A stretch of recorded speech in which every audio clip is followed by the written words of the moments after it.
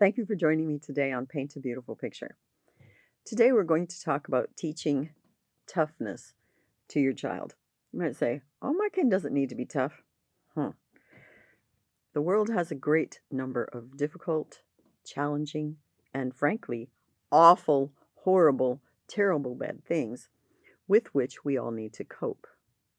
It does require a certain amount of mental, emotional, psychological, and very frankly, even physical toughness. And you can help your child learn why and when to be tough. Practically anyone who knows me today would find it hard to believe that as a young woman, I was very tough. I mean, nothing touched me. And it really actually wasn't that I was tough. It was that I had such gigantic, significant, thick walls, no one could reach me. Because for those who truly know me, I have an extraordinarily gentle, tender, sensitive, caring heart. You better believe this one. And that means that it's really pretty easy for people to hurt me. And when I was a little kid and I lived in a violent, abusive home, it was very, very hard on me. Horrific, to be truthful with you. There were lots of nights my sister would cry herself to sleep, and I would rock her in bed, I'm talking, rock her and sing to her till she would go to sleep. Then once she was asleep, I would cry myself to sleep, and there wasn't anybody who rocked me. I understand that there are times when we need to have absolute freedom to express emotionally what's going on with us in a safe place. But there are moments, there are bigger time frames that we just have to be tough, and you need to be able to teach your child what that looks like. I say that to you because I had to learn most of that by myself, and it was not easy. So let's talk about physical toughness. Okay, I know that y'all know that I recently broke my arm a couple weeks ago now, and I've had major surgery on it and a plate and screws put into it. This has probably been more pain than I've endured long term in quite some time. It's been horrifically painful. And yet, thank heavens, I have a certain level of toughness, and so I haven't curled up in a ball and gone into the fetal position and screamed and cried. And yeah, I haven't done it. I've really hung in there and taken care of myself and been able to do things that I need to be able to do, follow the doctor's instructions, and persevered in getting good care because I did not receive good care with the first physician and the first facility with whom I dealt. And so I had to have emotional toughness to keep going to pursue what I needed. And I have had to have physical toughness to get through this pain. And there are times when it's a lot more difficult than others. So you have a sensitive child, or like I have fibromyalgia, I have a really huge sensitivity to physical pain. And they need to learn some toughness. You begin with something small. So they come home and they say, "Oh, Mom, this happened in school today. Someone told me my dress was ugly." Do not dismiss the pain because their feelings are really hurt. That's a true emotion, okay? So you acknowledge the pain. I understand that really hurt your feelings. I get it. And then you address the truth. And yet, that's a perfectly lovely dress. Everyone has differences of opinion. They expressed their opinion to you.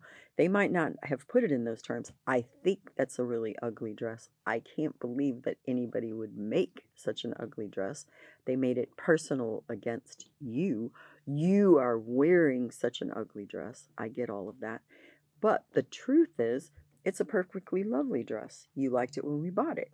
You've always liked it when you put it on. You like it with the ribbons that you wear with it in your braids.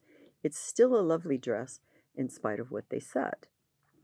So you acknowledge the truth of their feelings that it hurt. But you also acknowledge the bigger truth that maybe everything they said wasn't true, or they didn't portray it in a way that was factual, or even their opinion isn't more important than yours. You thought it was beautiful when you got it. Their opinion should not supersede yours. Who cares what they think? That statement, incidentally, who cares what they think? That's a sign of psychological toughness. When you get mature enough to go, who cares what they think? You're starting to develop a little bit of toughness that other people's junk doesn't land on you. I always call that, this is Teflon, honey. It's just not going to stick. Say what you want, act how you want. Going to slide right off. Easy clean. That's a good sign of some amount of psychological toughness. But you start off with a somewhat simple thing and you acknowledge, I understand that that really hurt your feelings. You admit to the truth, though. They don't like it, but you thought it was a wonderful dress. So you don't have to buy into their opinion and you don't have to accept their appraisal or their statement. That's tending towards psychological and mental toughness, too. You walk up to me and tell me I'm an ugly skank and I'm worthless. When I was younger, that would tear my world apart because those were all the echoes of things that my family or my folks said to me at various points. You say that to me now? Yeah, right. I mean, I'm hardly even going to give you an answer. I'm just going to turn around and walk away and know that you're messed up because you don't even know me. You're definitely not telling my story. You have no idea about my character. So I have developed that mental toughness that just rejects foolish statements, unrealistic, untrue statements. They don't even impact me whatsoever anymore. How did that happen? By going through the process. So now let's go to a little tougher one. Your son comes home. He really did his best. He did. He ran like crazy. But when he really thought he was going to get to second base, so he ran, though the coach told him not. So he, went against his coach's instructions, and he got tagged out. And then the coach yelled at him, and then his teammates yelled at him, and they accused him of making it that he was the one about why they lost the game. And your son may not cry. He might, though, if he has a really tender heart. He might be angry instead. He might be really upset. He might be really frustrated. He may not use that language. But again, it's our job as parents to understand our children well enough and say, I really understand. It seems like you're pretty frustrated. Don't tell him, I know you are, because no, you don't. If he doesn't say, I'm really frustrated, you don't know what he feels. Might make a really intelligent guess, but you don't know. So you say, it seems as though you might be frustrated. It looks to me like you're angry. I could understand how you could be hurt about this. Give them means by which to learn to express their emotions to you. And admit those emotions. They're legit emotions, right? We all know this. I'd be angry too. I'd be really upset too. Okay? Admit the emotional status. Then say, I thought there were 7 innings in that game. How could that one play lose the game? I mean, your team was already behind by 4 runs. I heard what your friends and your coach said to you too, but was that really the truth? Because very often, some of the things that hurt us or bother us the most don't have the whole truth there. So we may not quite get our hands on that when we're emotionally riled up, and yet we need to get our hands on the truth because those untruths, that stuff under the surface that's not really right, that's what keeps on riling us up. So we need to go, yeah, that's not the truth. I mean, yeah, of course, I'm a human. I should have listened to the coach. That wasn't a good decision on my part. I didn't get to second base fast enough. Yes, of course, that was on me. I really thought I could, but I didn't. So I am responsible for that part of it. I'm not responsible for our team losing the whole game. There's no way. I don't have to believe that junk. I don't have to accept that or receive that into my heart and let it keep on wounding me. I can look at the truth and go, okay, so I messed up, but I didn't lose this game for the whole team. That wasn't true. They shouldn't have said those kinds of things to me. Your child can make the decision. Are they going to address that later with their friends? Don't say off the wall stuff just because somebody makes a mistake. That isn't fair. This is the way people learn and grow. But if they're not even in a position to have that discussion, or you don't want to go have that discussion with the coach, your goal is to help your child develop a certain level of toughness, healthy toughness, and say, okay, well, they didn't accurately represent that. It's not going to bother me. I know I messed up because I didn't listen to the coach. I'll do better at that next time. I'll make a better choice. But no, I'm not buying all that junk that all those people said to me. So that little bit of toughness gives them the capacity to cope. Let's talk about physical toughness for just a minute. Everybody on the face of the planet falls down. I mean, babies fall down hundreds, if not thousands of times a day. Do you know what they do? They get back up. They're so determined to learn how to walk. They get up. They fall down, they get up. They fall down, they get up. They fall down, they get up. I've shared this with you before. Too bad we aren't so resilient as adults or even as teenagers. We fall down, we want to wallow, we want to cry. Roll in that mud puddle, honey. Uh-uh. Not going to happen. That's up to you as a parent. You have to teach your child. You get up and you keep going. And oh my gracious, if nothing is broken and nothing is bleeding, you keep going. I used to do aftercare at a Christian school in Mississippi where I live, and I also did summer camp. And the kids would come to me and they'd go, "Oh, Miss Newbie, look at this, look at this." And I'd say, "Is it broken?" "Well, no." "Is it bleeding?" "No." I'd say, "I really think you're going to live." No kidding, right? Some people go, "Oh, that's kind of heartless." Actually, not at all. It's an extraordinary teaching moment, and I take advantage of it every time I get the choice, because sometimes certain people, parents, I've seen them all over the place, Walmart, playground, at school. "Oh, you poor little baby." You know what? You teach that kid to have no amount of physical toughness. God help you when a kid really does break his arm or tear open his head and have to have 20 stitches. That kid's got to have a certain level of toughness. And that means, okay, this happened. Yes, it hurt, but it hurt like this much. So that when they come up something that hurts this much, they're going to be better prepared to deal with it. Okay? So you teach them a certain level of physical toughness. Everybody falls down. After you fall down, your behind gets back up and you keep walking. "No, I'm not going to carry you." "What are you talking about? You fell down, you banged your shin, and I should be carrying you for the next 3 weeks?" Dude, that happening here, okay? Get up and walk. Oh, and you might have a bruise. You might even have a scratch. You might have even torn the living daylights out of your knee. And you're still going to walk. They need to develop a level of physical toughness, I guess we'll use the word endurance, if that word makes you a little bit happier.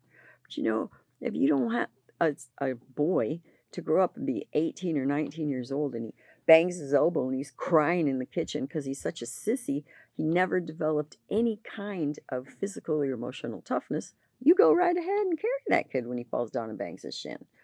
But otherwise, let the kid grow up. Let the kid learn a certain level of physical toughness. You're going to get hurt sometimes. I promise you this. Oh my word. The other day on pain meds, I opened the cupboard door.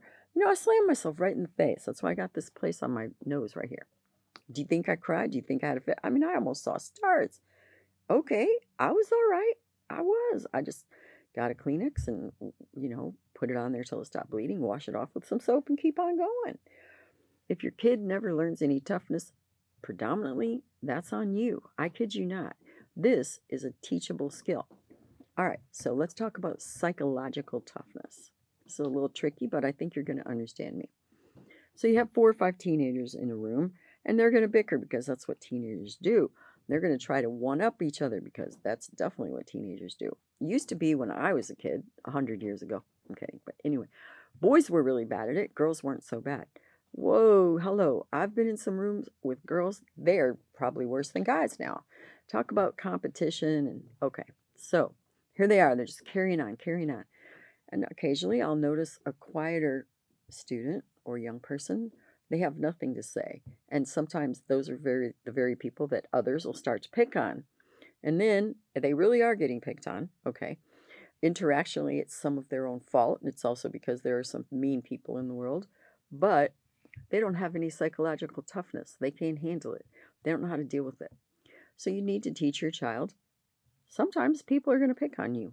Some people aren't very nice. They're going to be mean, rude, inconsiderate, an outright bully. Honestly, I've seen teachers that were like that. I knew one teacher in particular that treated one of our students horribly. I must have talked to her about that 8 or 10 times. She did not knock it off. She did not. It wasn't so overt there was anything I could actually report her about, but she singled that kid out so often, so badly. Well, I couldn't handle her, so I went to him. And I said, you know, the way that Mrs. So and so treats you is really not fair. I know that. I hear you talk to your friends about it. I want to address this with you personally. And guess what? I'll use the initial K. Guess what, K? In your own mind, you can handle this. You go, yeah, so she has it out for me. She doesn't love me. I'm not her favorite student. I don't care. I'm still going to do really well in this class. That's within my power. If she does something that she gives me a grade I didn't earn because she's trying to be a turkey to me, I'll have all my papers and all my proof, and I'll give it to my mom, or I'll even take it to Miss Newby. We'll fight back. And he did develop that level of psychological toughness. Though she was on his case, he quit talking back. He just sat there and let her talk. After a while, because she didn't get much of a rise out of him, she laid off his back. It's absolutely the truth. So you have a teenager, a young son or a young daughter, 13, 14, 15, and they're really feeling coerced, and they're feeling pushed, and they're feeling bad about themselves, and they're not having a good time at classes or at school or with their friends. And you tell them, do you know, for the rest of your life in various places, sometimes at work, sometimes among a certain group of friends, sometimes with a certain professional organization, you might actually face things where you don't feel as smart or as capable or as well prepared or whatever as you wish that you were, and other people point that out in front of a whole group, and you're embarrassed, you're ashamed, you feel like a complete idiot, you want to cry your head off, you want to break something because they ticked you off. But you can handle that because you actually know who you are. And so, okay, go ahead, keep talking. It's not going to stick on me. Teflon, baby, slides right off. You definitely can teach that psychological toughness to your child. Be sure that you are discriminating and help them learn over time to discriminate. When someone really is acting horribly inappropriately to them, then you intervene. Because guess what? Being psychologically tough also means I know how to defend people whom I love. I even know how to defend myself when necessary. I think that's absolutely appropriate and a big part of psychological and emotional toughness. Of, oh no, I'm not taking your abuse. I'm not going to put up with your junk, nor do I have to. So I just want you to know, I think that's an element that sometimes people might miss. So I'm not talking about being a big old, whoa, crybaby sissy. I'm not talking about being a bully and a jerk. I'm talking about learning some toughness, okay? The last thing I'm going to address with you is personal spiritual toughness, okay? In today's world, people aren't very nice to each other. You believe what? They're so rude and insulting. I mean, they think they have a right to bomb churches and shoot people, and wow, what a crazy world we live in sometimes. But I believe what I believe, and I expect you to respect that. And if you can't, that's your problem. It isn't mine. And I have that sense of spiritual toughness that I'm bound and determined to follow God, whether you like it, whether you approve of it, understand it, agree with it. It doesn't really matter. This is my relationship with God, and I'm going to keep it and maintain it and allow it to bring the joy and beauty into my life that it brings. Okay? All right, so I want you to really learn to teach your child some toughness so that in this crazy, chaotic, destructive, sometimes very, very painful world, they will be able to withstand the struggles and the sorrows and make it through with strength and determination. Are you a tough person? That's a fair question, isn't it? And how about your kids? So even if you are really a wishy-gushy, squishy, tender-hearted person like me, I want to assure you that you can learn some toughness and you can teach it to your child. It will help a lot in a number of situations. It's been great having you with me today on Paint a Beautiful Picture. You may find additional information on our paintabeautifulpicture.com website. Additionally, you may watch me on Rumble, and you may also listen to a podcast on Buzzsprout or Spreaker, all under the name Paint a Beautiful Picture. If you like this video, please give me a thumbs up. You may subscribe, and if you are interested in receiving notifications, please hit the notifications button.